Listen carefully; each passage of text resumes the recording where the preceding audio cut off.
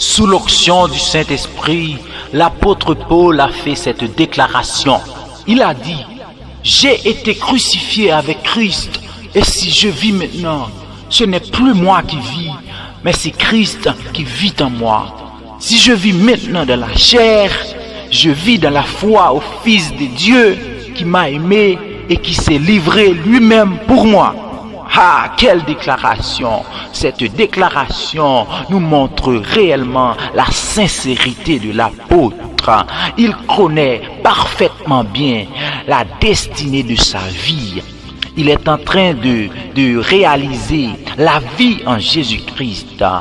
Oh, alléluia! Il comprend bien les choses de Dieu, les choses sacrées, les choses divines. La volonté absolue du Père de gloire est révélée par le Saint-Esprit dans l'apôtre.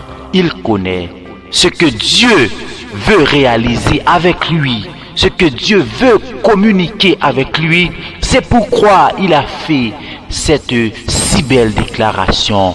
Oh, moi aussi je peux dire que j'ai été crucifié avec Christ, et si je vis maintenant, ce n'est plus moi qui vis, mais c'est Christ qui vit en moi. Si je vis maintenant dans la chair, je vis dans la foi au Fils de Dieu qui m'a aimé et qui s'est livré lui-même pour moi. Et ce Fils de Dieu, son nom est Jésus-Christ de Nazareth, celui qui a été manifesté dans la chair afin de pouvoir sauver toute l'humanité perdue.